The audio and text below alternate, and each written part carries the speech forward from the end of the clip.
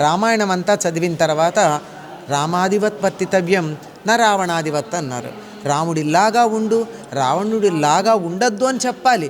లేకపోతే రావణుడిని చూసి ఆకర్షించబడ్డ వాళ్ళు ఉన్నారు కదా. ఆ మధ్య కొంతకాలం వాట్సాపుల్లో రావణుడు హీరో అని మనకి మెసేజ్లు వచ్చాయి. నేను చాలా ఉద్యమంలాగా తీసుకున్నాను దాన్ని.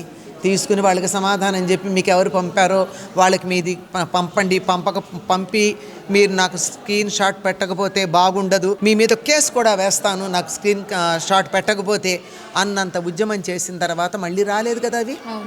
అండ్ అలాగా రావణుడు హీరో అనుకునేటటువంటి ప్రమాదం ఉంది. ఎందుకంటే మన ఋషులు నిజాయితీగా వాడు పరాక్రమవంతుడని చెప్పారు.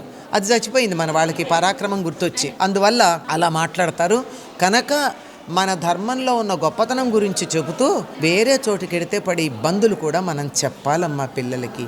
చెప్పలేకపోతున్నాం.